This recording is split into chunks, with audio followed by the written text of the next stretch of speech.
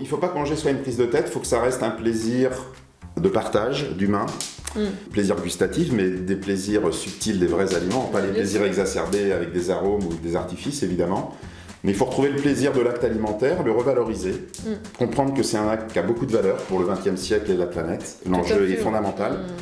Et donc retrouver peut-être, pourquoi pas, le plaisir de cuisiner avec ses enfants, le plaisir sensoriel des aliments, de toucher les aliments, de les préparer, de malaxer soi-même, de pétrir. C'est ça. Et puis là, on va manger ensemble, et donc il y a aussi le plaisir d'échanger. Voilà, exactement. Et le repas est aussi un prétexte.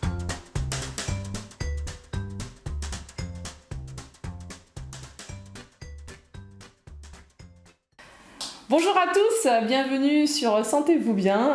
Aujourd'hui, j'ai le plaisir d'accueillir pour la 3e fois le docteur Anthony Fardet. Salut Rachida. Tu vas bien ? Ouais, ça va, ouais. Merci d'être venu jusqu'à moi. C'est un plaisir de partager mes travaux et puis la science. Et ouais, un plaisir de pouvoir parler de science aujourd'hui, entre autres de la science des aliments. Je te laisse te présenter en fait, c'est le plus simple. Ouais, alors donc Anthony Fardet, donc formation ingénieur agroalimentaire de l'AgroParisTech, docteur en nutrition humaine de l'Université Aix-Marseille. Et aujourd'hui, c'est le 24e anniversaire de ma recherche en tant que chercheur, parce que ça fait 24 ans, pratiquement pile poil, que je fais de la recherche publique. Bon anniversaire. Voilà, exactement. Et donc, depuis 24 ans, donc, le fil rouge de mes recherches a vraiment été le lien entre transformation des aliments, l'effet matrice de l'aliment, on y reviendra, qui est un concept clé pour l'avenir, fondamental, et puis potentiel santé de l'aliment. Voilà. Par exemple, j'ai commencé mes travaux en 1992 sur l'effet matrice des fibres et la fermentation, l'effet matrice des pâtes alimentaires et la digestion de l'amidon des pâtes en fonction de la matrice. Et puis aujourd'hui, je travaille vraiment sur le lien entre transformation des aliments et effet santé, dans le cadre de systèmes alimentaires durables aussi, donc le rôle de la transformation des aliments dans la durabilité. Et je suis chercheur en alimentation préventive, durable et holistique. Les 3 mots sont importants. Préventif, c'est de vivre longtemps mais en bonne santé. C'est ça le rôle de l'alimentation préventive, et c'est tout à fait possible. Donc aujourd'hui en France par exemple, l'espérance de vie en bonne santé, si on regarde les chiffres de Eurostat, où on peut les trouver, c'est en 2019 je crois 64,2 ans à peu près, hommes et femmes confondus. Et on était à 64 ans déjà dans les années 80, donc on n'a pas vraiment avancé en espérance de vie en bonne santé. On vit plus longtemps, mais malade. Voilà, on vit de plus en plus longtemps, mais de plus en plus longtemps malade. Alors c'est statistique, il y a évidemment des exceptions, mais si on regarde toute la population, c'est une réalité. Donc ça, c'est le préventif, c'est de faire que les gens sains le restent. Je m'intéresse aux gens en bonne santé en tant que chercheur. Et puis durable, parce qu'aujourd'hui, c'est vraiment un enjeu très important. On verra que les deux sont compatibles. On peut manger durable pour la planète et sain pour l'individu. Les deux sont tout à fait compatibles à partir du moment où il y a une approche très globale et holistique. Donc quel dernier mot qui caractérise mes recherches. C'est-à-dire que moi, ce qui m'intéresse, c'est l'approche holistique de l'alimentation à différents niveaux. Donc au niveau de l'aliment, c'est l'effet matrice, c'est-à-dire prendre l'aliment dans sa complexité. Au niveau du régime alimentaire, on pourra en reparler, c'est la règle des 3 V, vrai, végétal, varié, qui est une vision très holistique et très générique d'un régime protecteur. Et au niveau des scores alimentaires, on a développé le score SIGA, qui est un score aussi holistique, qui prend l'aliment dans sa globalité, sa complexité, en opposition à l'approche, ou je devrais plutôt dire en complément de l'approche réductionniste, qui va plutôt étudier les nutriments séparés de l'aliment, une approche nutricentrée qui est utile, mais qui aujourd'hui, à force d'avoir on a été tellement loin dans la déconstruction de l'aliment, par cette approche réductionniste qui consiste à déconstruire l'aliment en ses nutriments, on a été tellement loin qu'à un moment, on finit par se déconnecter du système de départ. C'est-à-dire, on déconstruit le système, mais donc au début, ça produit des choses intéressantes, mais il y a un moment, si on va trop loin, on finit par s'en déconnecter. Et on finit par être un peu dans le virtuel, et c'est cette pensée qui va donner les aliments ultra transformés, qui sont justement des aliments souvent virtuels, puisqu'il y a même des aliments ultra transformés qui sont des nouveaux aliments qu'on a fabriqués et qui n'existent même plus dans la nature, qui sont des recombinaisons de marqueurs d'ultra transformation. Donc voilà, donc l'approche holistique, c'est vraiment s'intéresser plutôt au lien dans un système et au système dans sa globalité. Sa globalité, ce qui est important. Du coup, je te propose un petit peu de faire un rappel sur cette histoire des aliments ultra transformés. D'où viennent ces études finalement qui ont mis un petit peu en exergue les problématiques de santé qui sont associées à ce type d'aliments en tout cas. En fait, tout a commencé en 2009. C'est la première fois que ça a été publié dans la littérature scientifique. par une équipe d'épidémiologistes brésiliens, Carlos Monteiro, ici à Sao Paulo. Voilà, Carlos Monteiro en tête, avec Geoffrey Cannan, Jean-Claude Moubarak qui maintenant est au Canada. D'accord. Oui. Voilà. Et qui ont proposé. Alors en fait, ce qui est important, c'est de raconter l'historique de la classification NOVA, parce qu'on n'en avait pas beaucoup parlé. Oui, en fait, c'était des épidémiologistes qui travaillaient beaucoup sur le terrain, qui faisaient des enquêtes de terrain en épidémiologie nutritionnelle. Et en fait, ils se sont rendus compte, c'est ce qu'explique Monteiro dans une interview, que dans les familles et les foyers où il y avait du sucre de table sur la table, eh bien, c'était les foyers où il y avait le moins de diabète et d'obésité. Donc c'est paradoxal, parce que les gens avaient tendance à associer le sucre au diabète et à l'obésité. Tout à fait, oui. Et ils se sont rendus compte que dans les familles où il n'y avait pas de sucre de table, c'est là qu'il y avait le plus d'obésité et de diabète. Et en fait, ils ont compris, en étudiant ce qu'ils mangeaient, que chez ceux où il n'y avait pas de sucre de table, ils mangeaient beaucoup de plats industriels préparés, tout prêt. D'accord. Okay. Et que le fait d'avoir du sucre de table était l'indicateur indirect que les gens continuaient à cuisiner des vrais aliments. C'était un ingrédient culinaire. D'accord. Voilà. Et donc en fait, donc ça les a alertés. Et c'est là qu'ils ont commencé à regarder ce qu'il y avait dans les cuisines. Donc la classification NOVA selon le degré de transformation est ce qu'on appelle une approche en science empirico-inductive. C'est-à-dire empirique, on part du terrain, on part de ce qu'on observe. D'accord. Et à partir des données collectées, on élabore de nouvelles théories, classifications unificatrices et holistiques. D'accord. On peut pas collecter toutes les données dans le réel parce que c'est impossible. On peut pas être exhaustif, c'est impossible. Ah, bien sûr, tout est très complexe. Voilà, donc on collecte ce qu'on peut et à partir de ce qu'on a collecté, on propose de nouvelles théories, classifications qu'on appelle unificatrices ou holistiques. Voilà. D'accord. Donc NOVA participe de cette approche et la règle des 3V, pareil, qu'on pourra présenter tout à l'heure. Bien sûr. C'est-à-dire en fait, ils ont essayé de retrouver du lien dans les données collectées. Par exemple, quand Newton voit tomber une pomme, et il induit la loi de la gravité. Tout à fait. Il est dans l'empirico-inductif. C'est-à-dire, il voit tomber une pomme, il observe, il induit la loi de la gravité. Quand Darwin se balade sur toute la planète et il collecte plein de données sur les animaux, et il élabore la théorie de l'évolution. Là, on est pareil, on est dans l'empirico, le réel, inductif. Et après, on est dans l'autre approche scientifique qui est assez dominante aujourd'hui dans les sciences alimentaires, c'est-à-dire on construit une hypothèse qu'on teste en laboratoire. Et on regarde, donc c'est ce qu'on appelle l'approche hypothético-déductive. On pose une hypothèse, on la teste dans des conditions spécifiques, souvent réductionnistes. Et selon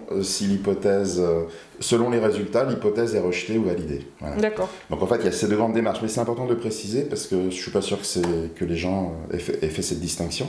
Et donc cette approche très empirique... J'avoue que même pour ma part, c'était pas forcément évident. Voilà, et c'est important de le préciser parce que ça a quand même été une approche scientifique, l'empirisme, l'empirico-inductif, qui a quand même beaucoup dominé l'histoire des sciences et qui a été souvent prépondérante. Et donc c'est important parce qu'ils partent du réel. Donc ils ont proposé de classer les aliments en 4 groupes technologiques, les aliments bruts ou peu transformés, les ingrédients culinaires, donc le sucre de table qu'ils avaient observé et qu'on peut trouver dans les cuisines. Mais les ingrédients culinaires, par définition, on ne les mange pas tels quels. Généralement, on s'en sert pour cuisiner. Voilà, personne n'a mangé une assiette de sucre ou d'huile, on est d'accord. J'espère que non.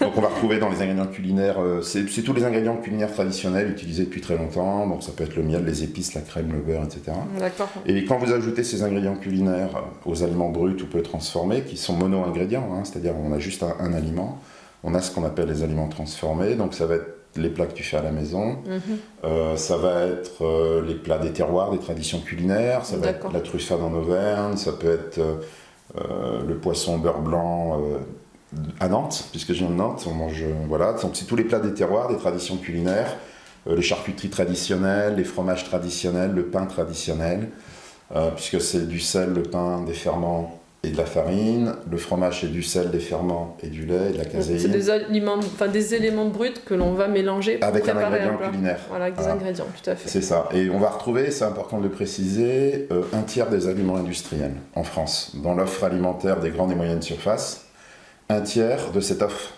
est non ultra transformée. Donc ça veut dire qu'on peut aussi bien manger industriel, c'est important de le souligner. C'est-à-dire il y a une transformation industrielle qui est de qualité. Et c'est bien de ne pas tout diaboliser non plus, donc c'est bien de le rappeler. Voilà, et avec un tiers d'aliments industriels, je peux vous assurer que si vous n'avez pas le temps de faire la cuisine, il y a de quoi manger. Et bien manger. Voilà, bien manger, tout à fait.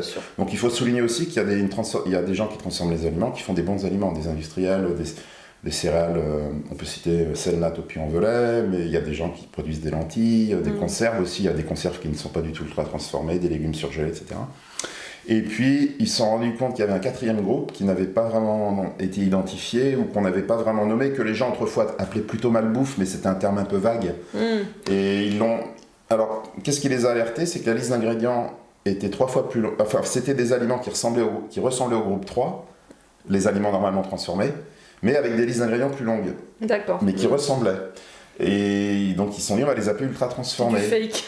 Du fake. Et on va se rendre compte, en fait, qu'on est dans des faux aliments. D'ailleurs, aujourd'hui, on parle même de fromage. Hein, c'est vrai, ça je connaissais pas le... Même les industriels utilisent le terme de fromage pour des substituts de fromage. Donc, ces ingrédients, en plus, ils les ont appelés des ingrédients ou agents cosmétiques, c'est-à-dire pour modifier goût, couleur, arôme et texture. Et pour les rendre beaux aussi. Bah oui, pour imiter. Alors l'arôme va imiter le fruit, l'arôme de fruit. D'accord. On va remplacer des sucres classiques qui sont trop chers par un sirop de glucose qui est 10 fois moins cher. D'accord. Comme on recombine les nutriments et les ingrédients entre eux, il faut recréer du lien, le fameux lien. Donc on va mettre des texturants, des émulsifiants, des liants. Dans le mot liant, il y a bien le mot lien. Donc on recrée du lien qui a été perdu par le cracking alimentaire. Et donc ces aliments qui sont caractérisés par la présence de ces agents cosmétiques, ils les ont appelés ultra transformés.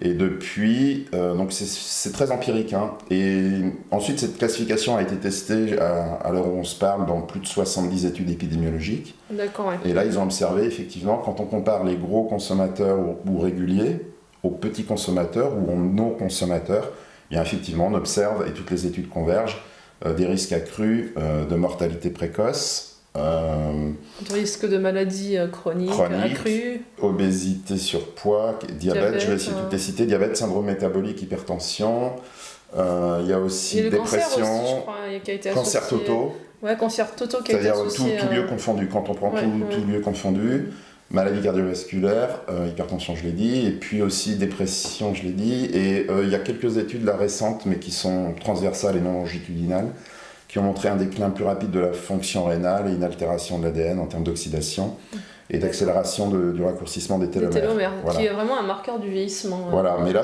apparemment, le raccourcissement serait plus rapide. Mais ça a confirmé, parce que c'est vraiment des études, pour l'instant, transversales, et il n'y en a pas assez pour arriver... voilà, donc il faudra plus d'études.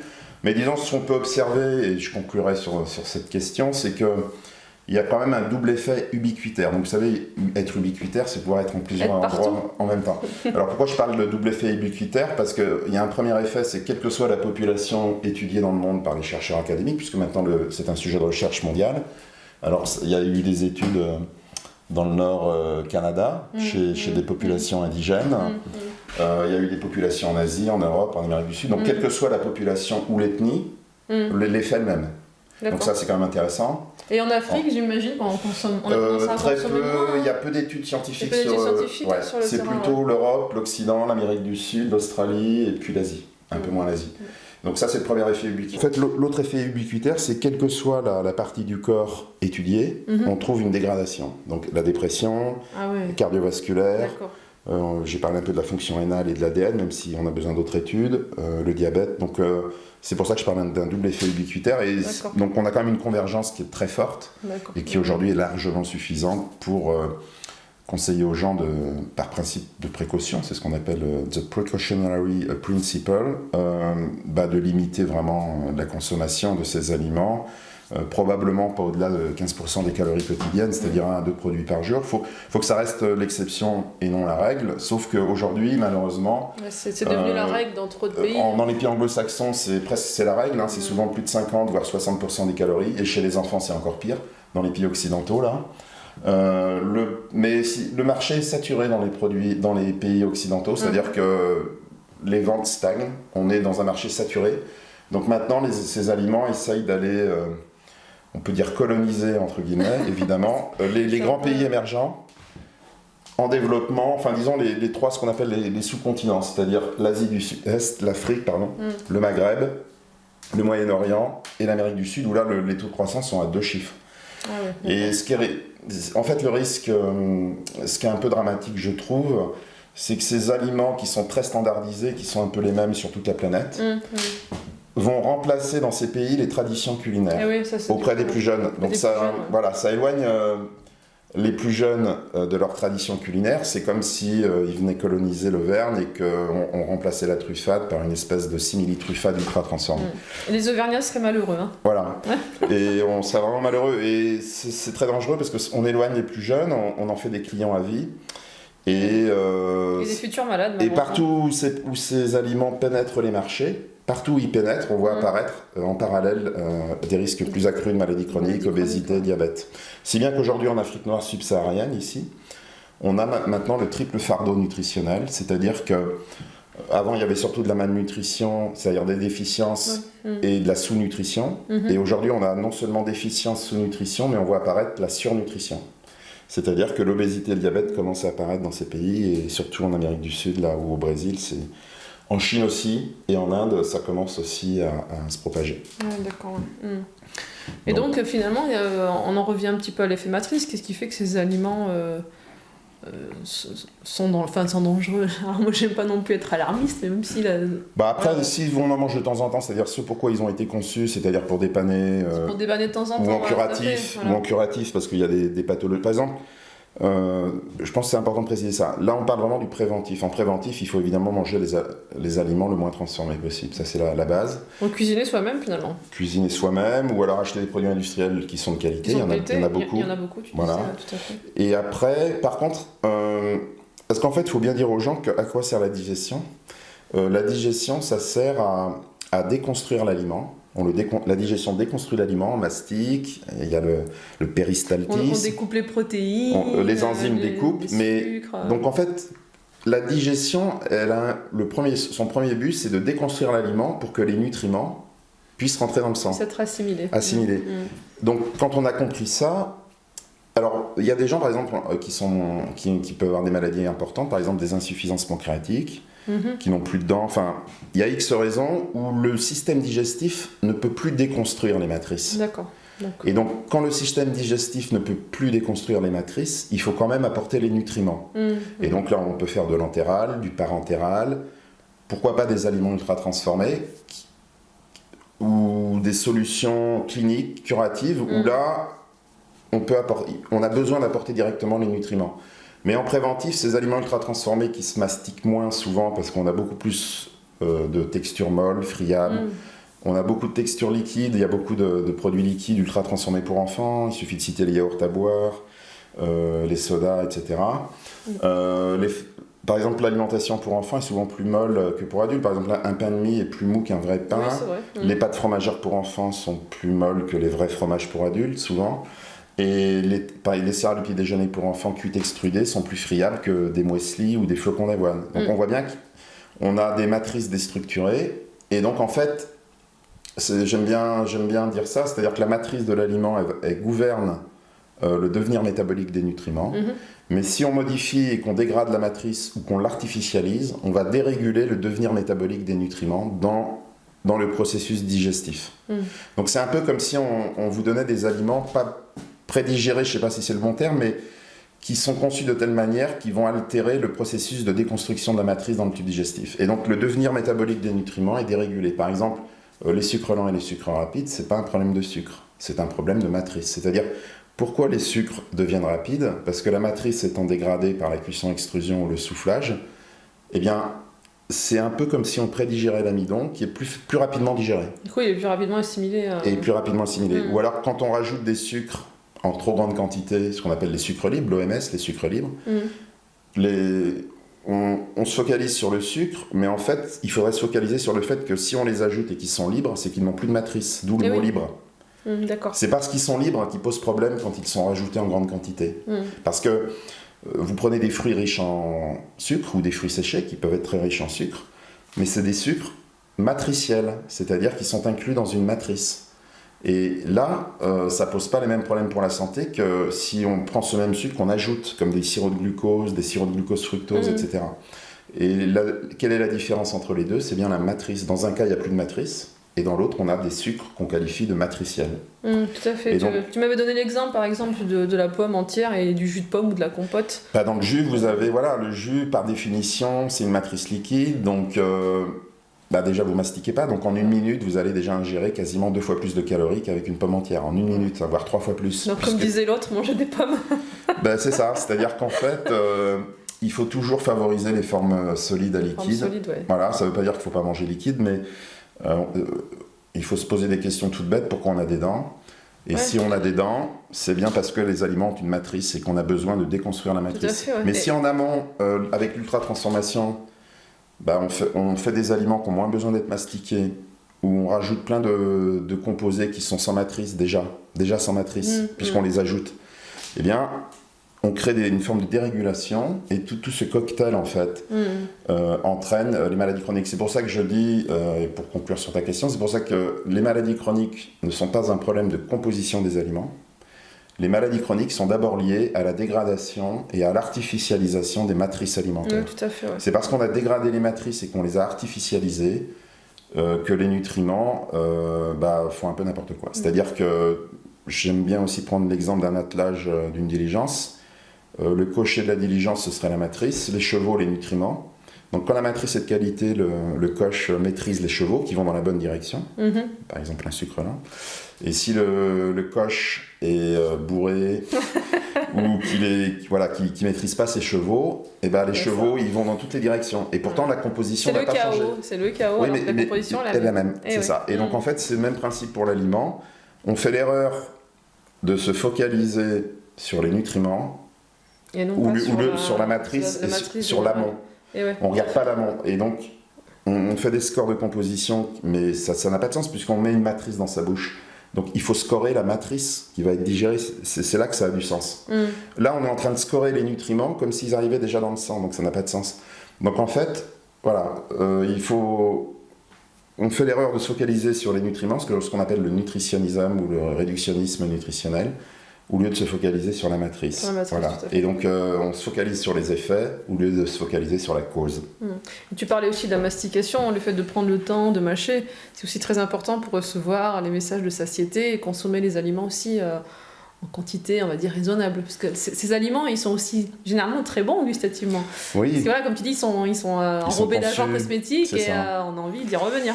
Oui, c'est-à-dire qu'en fait, c'est ce qu'on appelle les marqueurs d'ultra-transformation, qui sont des agents cosmétiques pour modifier goût, couleur, arôme et texture, puisque donc l'arôme, la couleur d'abord, l'arôme et en bouche, goût et texture. Donc si vous voulez, si vous modifiez et que vous exacerbez ces 4 propriétés sensorielles, eh bien, vous allez créer des aliments hyper attractifs, hyper palatables. Certains scientifiques parlent même d'addiction maintenant, au même titre que certaines drogues. J'ai vu des articles de scientifiques anglo-saxons parler de ça. Okay. C'est-à-dire qu'on crée des aliments hyper palatables, hyper attractifs, mais qui nous éloignent des goûts plus subtils et des vrais goûts des aliments. Et donc, finalement, au bout d'un moment, on finit par aller vers certains de ces aliments alors qu'on n'a pas faim. C'est-à-dire que le plaisir surpasse la satiété. C'est-à-dire que même si on n'est plus rassasié, on a envie d'y aller. Vous prenez par exemple, le matin, si vous voulez prendre un fruit, vous pouvez le prendre soit sous forme de fruit entier ou sous forme de jus. Si vous le prenez sous forme de fruit entier, vous allez le mastiquer, l'éplucher. Comme vous le mastiquez, c'est plus rassasiant forcément, puisque plus on mastique, plus on stimule la satiété. Et comme les sucres sont matriciels, ils vont être libérés pas à la même vitesse. Par contre, si vous prenez un jus, vous allez prendre 2 à 3 fois plus de sucre, puisque c'est liquide et vous mastiquez pas. Ils sont pas matriciels, donc ils vont être libérés plus vite. C'est pour ça qu'on les appelle des sucres libres. Et donc, il faut bien se poser la question pourquoi on a rajouté libre. Eh bien, libre, ça veut bien dire ce que ça veut dire. Ça veut dire qu'il n'y a plus de matrice. Il n'y a plus de matrice. Et le troisième effet qui se coule, c'est que donc, moins de satiété, je les ai cités, libération plus rapide et plus de calories ingérées en 1 minute. Ah oui, parce qu'en plus, dans un verre de jus de fruits, tu vas avoir l'équivalent, je sais pas, d'un verre de jus d'orange, je crois que tu as 3 aux oranges, il me semble. Si tu te fais un jus plutôt que l'orange entière, tu vas prendre au moins 2 ou 3 oranges. Voilà, et ça ne te viendrait pas à l'esprit de manger 3 oranges en les pelant. Les pelant, tu vois. Exactement, c'est exactement ça. Et on fait l'erreur de se focaliser sur le sucre, on dit on mange trop sucré, alors qu'en fait il faudrait revenir à la matrice et on devrait dire on mange trop d'aliments aux matrices dégradées et artificialisées. Voilà. Et donc dites ça maintenant, je mange trop d'aliments à la matrice dégradée. Voilà. Et les maladies chroniques sont d'abord des maladies de matrice alimentaire dégradée. C'est pas des maladies de composition parce que ça n'a pas de sens de relier une maladie chronique à des nutriments. Ça n'a pas de sens scientifique. Et donc en fait, quand on dit trop gras, sucré, salé, ça veut rien dire parce que par exemple, vous avez des fruits séchés qui sont plus riches en sucre que des aliments qu'on qualifie de trop sucrés. Exactement. Ouais. Vous avez des vrais aliments, par exemple le fromage est très riche en gras, il peut être peut-être plus gras qu'un aliment jugé trop gras industriel. Et pourtant, quand on mange, des études ont montré que les consommateurs réguliers, normaux de fromage ne sont pas à risque de maladie chronique, voire même réduits, ont des risques même réduits de maladies cardiovasculaires.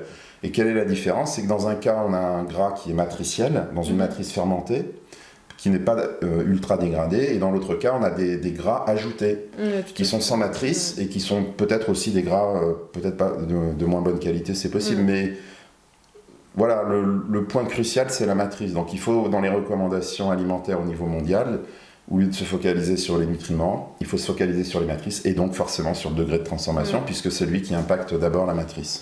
Je attrape ton livre, Anthony. Hop. Alors, je attrape même tes livres. Alors, tu vas m'aider, je vais te confier le micro, merci. Alors, celui-ci, donc, Halte aux aliments ultra transformés Montgendré, qui est sorti en 2019 le 15 juin 2017. 2017, voilà. Et donc, celui-ci que j'ai reçu le jour de sa sortie, donc sorti il y a une semaine. 25 novembre 2021. 25 novembre 2021, pourquoi tout compliqué? Bien manger et si simple. Bah justement, c'est ce que tu vas nous expliquer maintenant.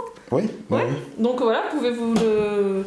Enfin, on peut l'acheter, moi je l'ai eu en ligne. Oui, il est disponible. Il est bien distribué, il n'y a pas de souci. Vraiment, je vous invite vraiment à vous le procurer, à le lire, ça se lit très bien. Et on s'enrichit énormément en fait, on comprend enfin cette histoire de matrice, même si c'est déjà très clair, bien évidemment. Voilà, si vous voulez aller plus loin, merci. Du coup, manger c'est si simple, alors que vous savez qu'on a tendance à se perdre avec toutes ces informations de matrice, d'ultra-transformation, de trop de sucre, de trop de gras. Donc, qu'est-ce qu'il faut faire alors finalement? L'ambition de ce second opus, c'était justement d'essayer de montrer, en fait, le titre de ce livre, c'est les deux parties du bouquin. Donc dans la première partie, je voulais expliquer comment on était arrivé à un niveau de confusion important et quelle était la racine de ce niveau de confusion. Donc j'essaye d'expliquer ça. Et je pense que c'est important. Donc on remonte très loin jusqu'au tout début des sciences de la nutrition qui sont nées dans les années 1850 à peu près, donc au 19e siècle. Et ensuite, dans la deuxième partie, j'essaye de montrer que si on revient à une approche globale et holistique de l'alimentation, en fait, les choses sont enfantines et que bien manger pour soi et la planète est à la portée de tout le monde et qu'il n'y a pas besoin de faire d'études pour bien manger. Et en fait, je ne veux pas tout expliquer, ce serait un peu long, mais la raison pourquoi on a tout compliqué, ça vient de la pensée ultra-réductionniste, c'est-à-dire l'approche nutricentrée, qui est bien expliqué par Georgi Skrinis, un enseignant-chercheur australien, qui a écrit un bouquin en 2013 qui s'appelle Nutritionism, c'est-à-dire en français le nutritionnisme ou le réductionnisme nutritionnel, qui consiste à vouloir tout expliquer dans la relation alimentation-santé par les nutriments. Or, on vient de voir, il faut l'expliquer par la matrice, le degré de transformation. Donc on se trompe de cible. Et cette approche nutricentrée a essayé de vouloir expliquer les maladies chroniques par des nutriments. Pareil, je vais prendre un exemple, je ne vais pas prendre tous les exemples que je cite dans le bouquin, mais je vais en prendre un. Par exemple, il y a eu une explosion de maladies chroniques aux USA dans les années 50 et 60, les maladies cardiovasculaires. Oui. Et c'était... Je vois la victime, enfin le responsable, ça y est, je vois tu parles du cholestérol. On y vient, ouais. On y vient, c'est ça. Parce qu'en fait, il faut bien comprendre qu'avant cette épidémie, entre guillemets, de maladies cardiovasculaires aux USA qui ont commencé dans les années 50 et 60, on mourait surtout de maladies infectieuses. C'est-à-dire transmissibles. Et quand on meurt de maladies infectieuses ou de déficiences, on peut identifier un pathogène ou un nutriment. Donc la pensée réductionniste, nutricentrée, ou même qu'on peut trouver en épidémiologie des maladies transmissibles, est utile, puisqu'il suffit de trouver la vitamine qui manque et on la rajoute. Donc ce logiciel était utile pour lutter contre les déficiences. Et d'ailleurs, ça a très bien marché, puisqu'on a lutté contre le marasme, le beriberi, le rachitisme et le scorbut notamment. Donc ça a été très important. Et la science de la nutrition de 1850 jusqu'au milieu du XXe siècle avant-guerre a apporté ses fruits et a apporté beaucoup de choses à l'humanité. Mais quand on est passé aux maladies chroniques qui sont le fruit d'un environnement complexe et multifactoriel, on a gardé ce logiciel, nutricentré. Et on a voulu expliquer les maladies chroniques par des nutriments. Donc c'est là que le gras est accusé. Donc vous voyez qu'on a stigmatisé un nutriment, et ça va durer longtemps. Et donc je tiens à dire à ceux qui nous écoutent que si vous entendez quelqu'un parler de bons et de mauvais nutriments, fuyez, ça n'existe pas. Aucun nutriment n'est bon ou mauvais. C'est juste que selon la matrice dans laquelle il va être, son devenir métabolique sera plus ou moins dérégulé. Mais aucun nutriment n'est bon ou mauvais. Les aliments fournis par la nature, ça a été publié il y a plusieurs mois, c'est plus de 26 000, au moins 26 000 composés bioactifs différents. Donc aucun nutriment n'est bon ou mauvais, tout dépend de comment il va être apporté par votre alimentation. C'est ça la clé, donc c'est donc la matrice. Et donc, tu sais que c'est intéressant ce que tu dis, parce que tu sais, moi je m'intéresse beaucoup à la spiritualité, et on dit pareil qu'il n'y a pas de bon ou de mauvais. En fait, c'est juste de la dualité, tout ça. Et que ce qui est important, c'est l'unicité, en fait. Oui, et tu vois, c'est un petit peu parallèle comme message, et on le transpose ce qu'on mange, en fait. Oui, parce qu'on est dans des sociétés qui sont très réductionnistes, héritées notamment de la pensée de Descartes, le cartésianisme. Pas que lui, mais il a beaucoup systématisé cette approche où il y avait une certaine dualité. Et l'approche réductionniste en alimentation est très manichéenne, puisqu'elle va définir des bons et des mauvais nutriments. Des nutriments limités à encourager, qu'on va retrouver dans les scores de composition. Et en fait, donc dans le gras a été accusé. Donc qu'est-ce qu'on fait donc l'État américain a dit à ses industriels, vous allez me faire des aliments allégés en gras. Donc il faut bien remplacer le gras par quelque chose. Et par quoi ils l'ont remplacé? Par du sucre et des céréales raffinées. Et alors non seulement les maladies cardiovasculaires n'ont pas régressé, mais ils ont surajouté l'obésité qui a été apportée par cet ajout de céréales raffinées, de sucre rapide, etc. Et je crois que tu donnes les taux d'obésité aux États-Unis, je crois que c'est énorme. C'est 41%, et 75% d'obèses. Et les États-Unis, c'est un des pays les plus malades chroniques au monde. Et donc en fait, l'obésité s'est surajoutée donc, aux maladies cardiovasculaires. Et cet exemple est très intéressant parce qu'il montre qu'en voulant stigmatiser un nutriment, en fait, on dérégule l'aliment, on le reformule, mais on n'améliore pas l'ensemble. Et donc, ils ont remplacé le gras aussi par des marqueurs d'ultra-transformation. Et en fait, la vraie cible à l'époque n'était ni le gras ni le sucre en tant que tel, c'était l'hyper-industrialisation de l'alimentation. Donc, il aurait fallu avoir un regard holistique. Et donc, mais comme les pays occidentaux sont dans une culture nutricentrée, donc cet exemple montre bien qu'on ne pourra pas prévenir les maladies chroniques en agissant sur des nutriments séparés. Et les conséquences dramatiques de cette stigmatisation du gras, c'est qu'on a fini par stigmatiser, et il y a eu le cholestérol qui est apparu, et on a fini par stigmatiser les aliments qui les contenaient. Donc les œufs, le beurre aussi, et le lait. Et donc c'est pour ça qu'est arrivé le lait demi-écrémé. Et donc l'origine du demi-écrémé, elle est là. Alors après, il y a peut-être aussi des raisons économiques, parce que si on veut faire de la crème et du beurre, si tout le monde mange du lait entier, on n'aura plus de crème. Faut pas voir le... Mais à l'origine, le demi-écrémé était sur la stigmatisation du gras. D'accord. Donc c'est bien de découvrir. Voilà, il n'y a pas de lien entre le gras naturel des produits laitiers et les maladies chroniques. Donc vous pouvez prendre du lait entier sans aucun souci. Moi, je prends du lait entier parce que d'abord c'est meilleur et il y a aucun souci. Donc il faut pas raisonner parce que vous voyez, ça devient manichéen, c'est-à-dire qu'on finit par dire qu'il y a des bons et des mauvais nutriments. Et on va continuer comme ça jusqu'à aujourd'hui dans les pays occidentaux. On va développer des scores de composition en se focalisant sur les effets plutôt que sur la cause, l'ultra-transformation. Et en fait, on utilise toujours le même logiciel, c'est-à-dire qu'on utilise le logiciel de pensée qui a contribué aux maladies chroniques, la pensée ultra-réductionniste, qui va donner les aliments ultra-transformés, fractionnés, recombinés, parce que l'ultra-transformation, c'est le fruit de la pensée ultra-réductionniste qui amène à des aliments virtuels, des faux aliments. Oui, tout à fait. Et donc, on ne peut pas utiliser le même logiciel qui a donné les maladies chroniques, qui a contribué fortement, puisque c'est une des causes premières et racinaires des maladies chroniques, pour les prévenir. Et pourtant, dans le monde entier, que ce soit en Angleterre avec le Traffic Light, le Nutri-Score en France, le Health Star Rating en Australie, les Nordic Keto au Chili, dans les pays scandinaves, au Chili, c'est les Nutritional Warning, les logos noirs. Ils sont tous focalisés sur des nutriments à encourager et à limiter. Mais en fait, ça ne change rien. Les maladies chroniques continuent à augmenter parce qu'en fait, déjà, ces scores, ils donnent des notes très bonnes à des aliments ultra transformés et à de la chimie comestible. Là. Oui, on voit ça. Des fois, moi, je vois des notes sur des aliments avec des listes d'ingrédients comme ça qui sont dans le vert. C'est ça. Parce qu'en fait, les industriels, maintenant qu'ils ont l'algorithme de ces scores de composition, ils formulent les aliments pour avoir une bonne note. Pour pouvoir rentrer dans les produits. Voilà. Et donc, en France, nous, on a calculé que dans une offre représentative, des grandes et moyennes surfaces, représentative de ce qu'on peut trouver en magasin, 57% des Nutri-Score AB sont ultra transformés. En Australie, ils ont fait le calcul. Plus de 50% des aliments industriels bien notés par le Health Star Rating, qui sont des étoiles avec, avec une note qui va de 1 à 5. D'accord. Plus de 50% sont ultra transformés.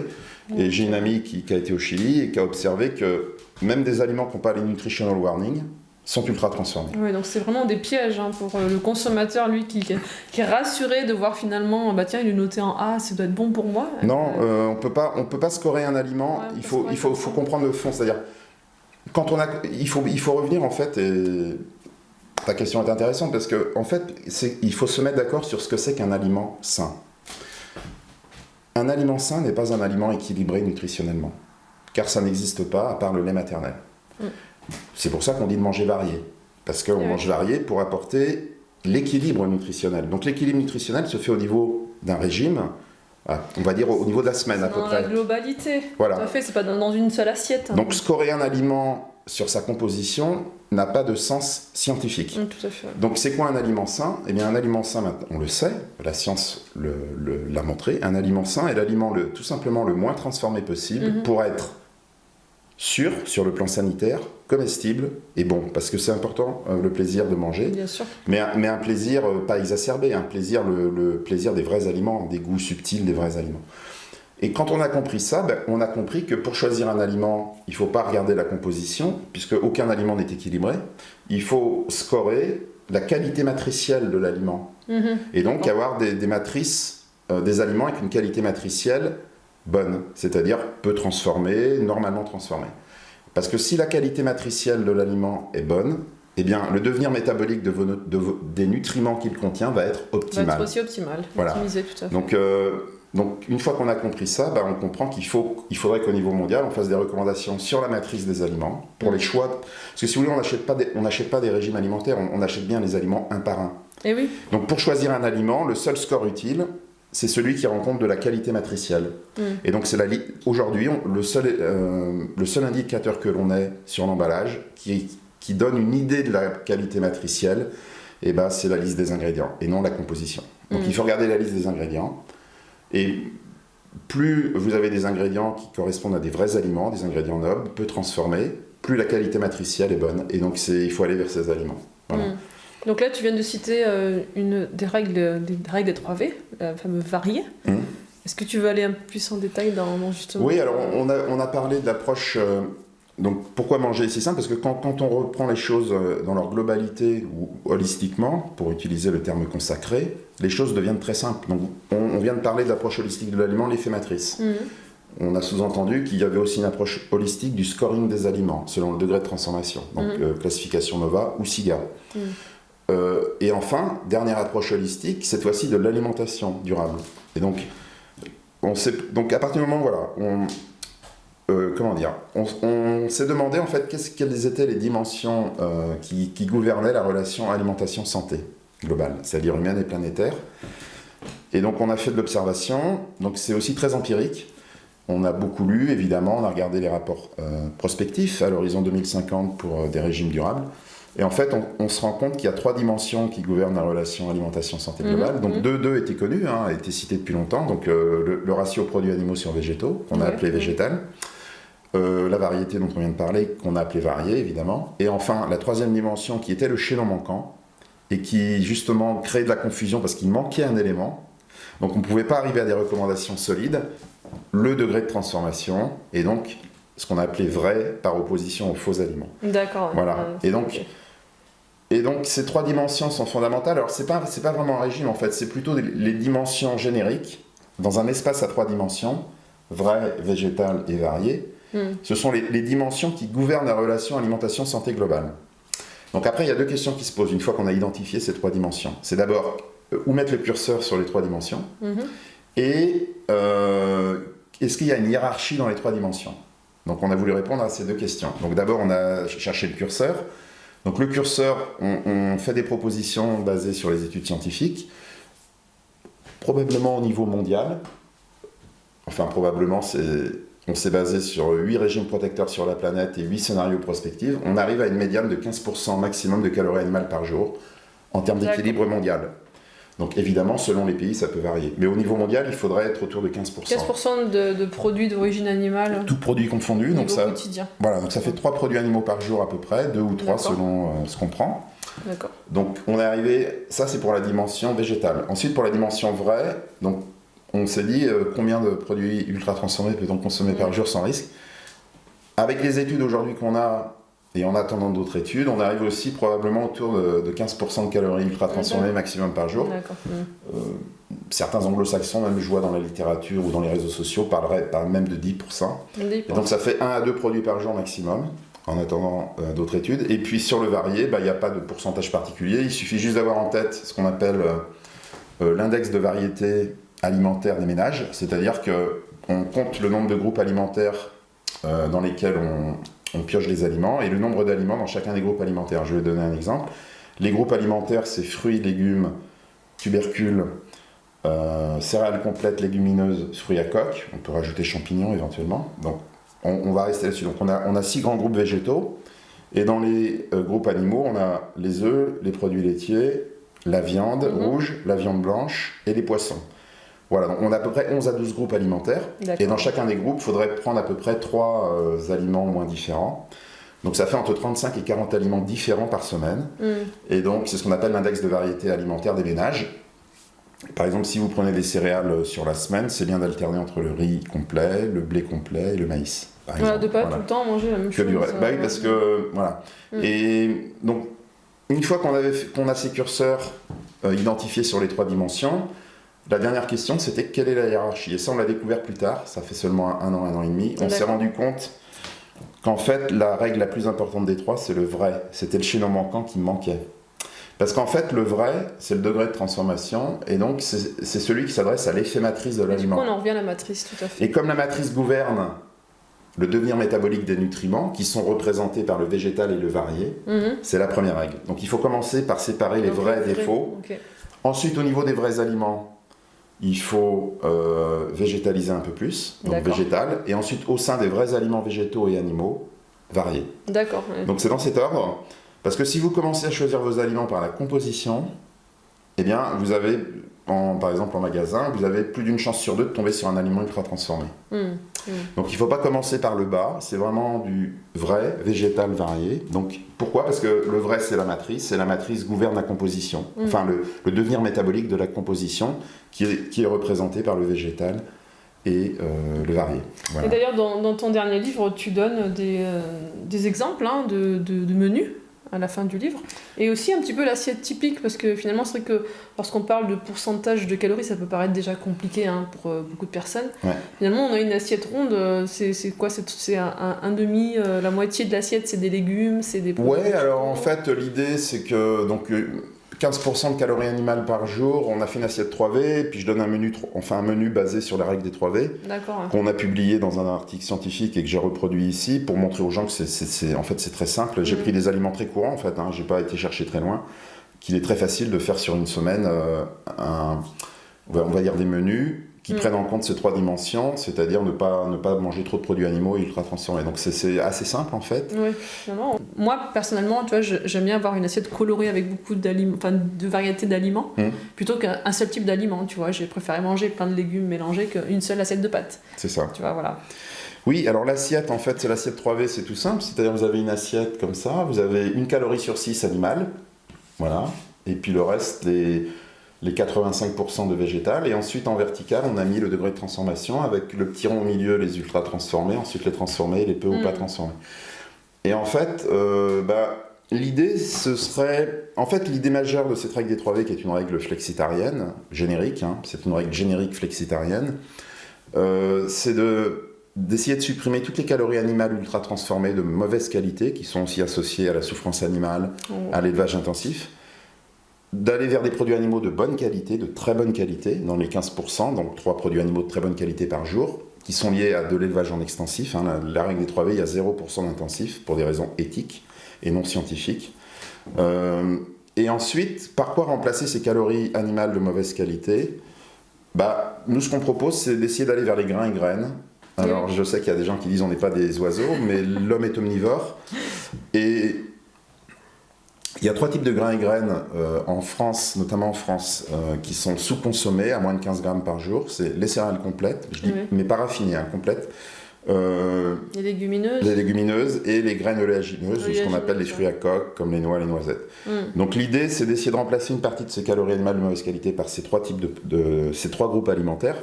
Pourquoi ? Parce qu'en fait, ils se complètent très bien déjà en termes de composition. C'est-à-dire que les céréales complètes, c'est les glucides complexes et fibres. Légumineuses, c'est les protéines. Et les fruits à coque, plutôt le gras. Mais vous avez aussi des protéines dans les céréales et les fruits à coque. Les fruits à coque aussi. Qui sont négligés. Les gens ne savent pas qu'il y a des protéines dans les fruits à coque. Voilà. Et donc, en fait, vous avez un bon apport en nutriments, en antioxydants, en fibres.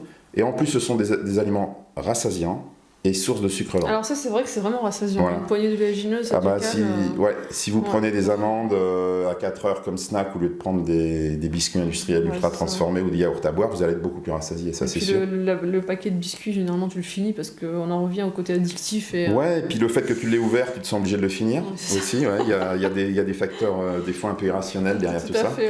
Alors que les fruits à coque, ça se conserve bien. Si vous voulez pas tout manger, vous remettez dans la poche. Vous mettez dans une petite boîte. Vous pouvez prendre des noisettes, des fruits séchés, des fruits secs aussi. Des fruits secs. Donc il y a plein de solutions. Donc c'est un peu ça l'idée. En plus, les légumineuses, tout le monde le sait, c'est durable parce que, alors c'est en théorie, mais en théorie, normalement, il n'y a pas besoin d'engrais azotés pour faire pousser les légumineuses parce qu'elles sont capables de fixer l'azote de l'air naturellement. Tout à fait. Donc voilà un peu pour quelques conseils. Après l'idée, c'est aussi de dire que bien manger doit absolument pas être une prise de tête. Oui, c'est ce qu'il faut rappeler, je crois. Que et pour que ce ne soit pas une prise de tête, il faut sortir de l'approche quantitative et réductionniste. Il faut revenir vers une approche globale, holistique et qualitative. Si vous remarquez la règle des 3 V, on ne parle pas de nutriments, c'est des règles qualitatives. Donc en fait, la seule question à se poser en rentrant chez soi le soir, ou le matin ou à midi, c'est je végétalise un peu plus, je réduis les aliments ultra transformés et j'essaye de varier un peu plus. Et on peut rajouter... Pour les vrais aliments, 3 règles aussi qui sont bien démontrées par la science, c'est qu'il faut toujours favoriser les formes solides à liquides, il faut favoriser les féculents complets à raffiner, et ne pas avoir la main trop lourde sur l'ajout de sel, sucre et gras. Voilà. Et vous voyez bien que ça, c'est accessible à n'importe qui, même à des enfants de 11 ans, et vous verrez que toutes ces règles tournent quand même autour de l'effet matrice. Forme solide et liquide, c'est l'effet matrice. Céréales complètes et raffinées, c'est évidemment une perte de nutriments, mais il y a aussi la matrice qui est modifiée. Et l'ajout de sel, sucre et gras, notamment le sucre et le gras, pourquoi ils posent problème en termes d'ajout ? Parce qu'ils sont sans matrice. Et oui, tout à fait, une fois de plus, c'est la matrice. Donc le cœur des recommandations alimentaires devrait être maintenant sur la matrice et non sur les nutriments. Non, pas sur les préventif, attention, en préventif. Donc finalement, bien manger, c'est si simple. C'est très très simple, c'est très très simple. Il faut avoir en tête quelques règles qualitatives et génériques. Voilà. Donc je vous remontre l'ouvrage, 2e livre d'Anthony.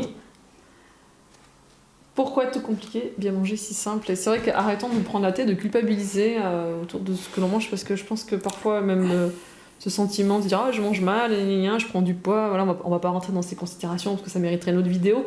Ça génère aussi de l'émotionnel qui va faire qu'on va manger, et en plus souvent des produits pas qualitatifs, et on retombe un peu dans ce travers. Oui, c'est-à-dire que si on se focalise sur une approche trop quantitative et nutricentrée, j'ai coutume me dire on ne sait plus à quel nutriment se vouer. Tu connais l'expression, donc en fait, par contre avec des règles qualitatives, et ce qu'on a qualifié de générique, c'est-à-dire générique dans le sens où ces règles sont vraies sur toute la planète. Les 3 dimensions, elles sont vraies là. Oui, c'est vraiment partout, c'est pour tous les humains. Voilà. Après, on peut décliner la règle des 3 V selon les pays et les régions. On peut faire un régime dérivé de cette règle qui est caractéristique de l'Éthiopie, de l'Auvergne, en fonction des traditions culinaires. Pourquoi pas des interdits religieux, des conditions pédoclimatiques, parce que vous imaginez bien qu'un régime basé sur les 3 V ne sera pas le même dans des pays nordiques et désertiques comme l'Égypte, que dans des pays comme la France ou l'Inde, où là on a quand même une diversité agronomique, en variété botanique et espèces animales qui peut être plus élevée. Tout à fait. Et là, ça nous pose vraiment à consommer du local, ce qui est aussi... Oui, mais vous avez des pays... Il y a des pays quand même qui ne peuvent pas manger 100% local parce que sinon ils auraient des famines. Je pense à l'Égypte, qui est des pays désertiques, ou les déserts de neige. D'accord. Donc en fait, le local, le bio ou le saison, c'est quand c'est possible. C'est quand c'est possible, une fois de plus. Si vous ne mangez pas bien, ne culpabilisez pas non plus. Non. Bien sûr.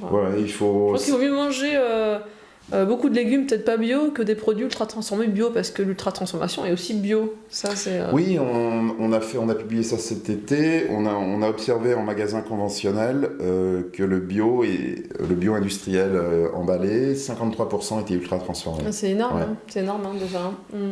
Et le conventionnel, on arrive à 70, 73%. Enfin, ça dépend un peu de l'étude qu'on a publiée, mais on tourne autour de 70%, un peu plus des 2 tiers.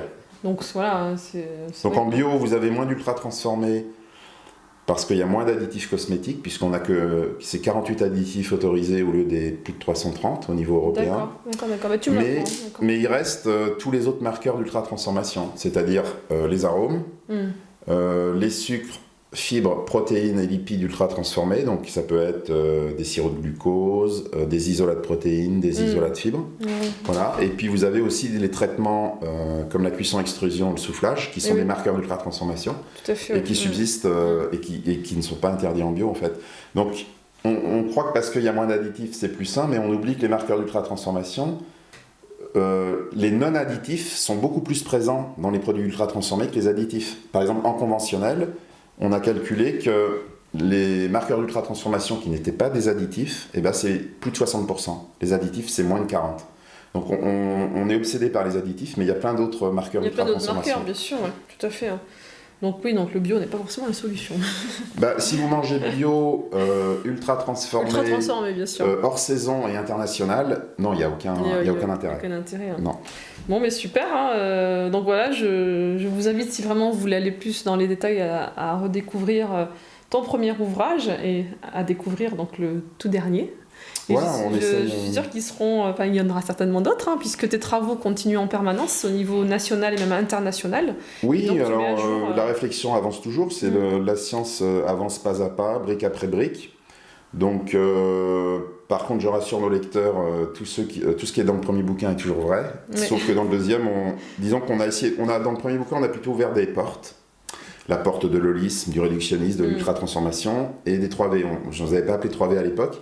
Et comme on a progressé dans la réflexion sur ces 4 dernières années, on a approfondi ces portes ouvertes pour aller un peu plus loin dans la réflexion et apporter de nouveaux éléments qu'on n'avait pas découverts il y a 4 ans. Mais sur ce, moi je t'invite à dîner avec nous. Ouais. Je vais préparer un repas à 3V. Oui, le soir, je vais cuisiner moi-même, surtout des légumes. Et donc voilà, merci vraiment d'être venu jusqu'à nous, de nous avoir partagé... toute ta passion pour ces travaux, on sent vraiment que tu as envie de transmettre au grand public. Oui, parce que je veux dire, quand on a compris que c'était tellement simple, on ne peut pas le garder pour soi. C'est-à-dire, il faut que les gens se réapproprient leur alimentation. Qui se détendent. Qui se détendent totalement, que manger est très simple, que avant l'arrivée de l'ultra-transformation, l'humanité a mangé ce qu'elle pouvait, et qu'on est toujours là, donc ça veut dire qu'on n'est pas mort. Donc en fait, il faut pas que manger soit une prise de tête, il faut que ça reste un plaisir de partage, d'humain, plaisir gustatif, mais des plaisirs subtils des vrais aliments, pas les plaisirs exacerbés avec des arômes ou des artifices, évidemment. Mais il faut retrouver le plaisir de l'acte alimentaire, le revaloriser, comprendre que c'est un acte qui a beaucoup de valeur pour le XXe siècle et la planète. L'enjeu est fondamental. Et donc retrouver peut-être, pourquoi pas, le plaisir de cuisiner avec ses enfants, le plaisir sensoriel des aliments, de toucher les aliments, de les préparer, de malaxer soi-même, de pétrir. C'est ça. Et puis là, on va manger ensemble, et donc il y a aussi le plaisir d'échanger. Voilà, exactement. Et le repas est aussi un prétexte. On peut rappeler par exemple que pendant longtemps, même les repas, c'était au moment des repas que les grandes décisions politiques étaient prises. Parce que les gens étaient plus détendus, tu vois. Ah, c'est bon, ça tourne toujours. Sinon, parce que des fois c'est crispant les relations internationales. Ah oui, c'est vrai. Les relations, qu'elles soient bilatérales ou multilatérales. Ouais. Et autour d'un repas, les gens sont plus détendus. C'est vrai. Et donc, ça a été expliqué dans de nombreux bouquins, mais beaucoup de grandes décisions politiques ont été prises autour de repas. Ouais, écoute, allons prendre des décisions importantes autour de ce bon repas. donc voilà, en préventif, pour rester en bonne santé, il suffit d'avoir quelques règles en tête et c'est suffisant. Voilà, donc vraiment c'était une invitation à se détendre autour de l'alimentation et finalement à nous rappeler que c'est vraiment simple de manger. Très simple, ouais. Un enfant de 11 ans peut comprendre Avec des 3B, sans aucun souci. Et un enfant de 3 ans, même un enfant de, allez, on va dire du primaire, peut comprendre ce que c'est qu'un aliment solide et liquide. Enfin, il n'y a pas besoin de faire d'études pour bien manger. Mais ouais, puis ils sont beaucoup dans cette alimentation intuitive aussi, hein, parce que finalement, c'est aussi se reconnecter à... Au fond de nous, on sait ce qui est bon pour nous. Donc, oui, je pense que l'intuition est importante et qu'on doit sentir aussi ce qui nous fait du bien. Donc les gens peuvent très bien adapter. Il y a des gens qui aiment plus ou moins certains aliments. On sait que tout à fait. moi, il y a des aliments que j'aime et que d'autres pas. Par exemple, moi, j'ai un frère qui n'aime pas les fromages. Ça s'explique pas, c'est comme ça, mais ça n'empêchera pas d'être en bonne santé et de bien manger. Ça, tout à fait. Voilà. Mais merci beaucoup, Anthony. Merci à toutes et à tous d'avoir visionné cette vidéo jusqu'au bout, et puis je vous dis à très bientôt sur Sentez-vous bien. Ciao. Merci. Merci Anthony.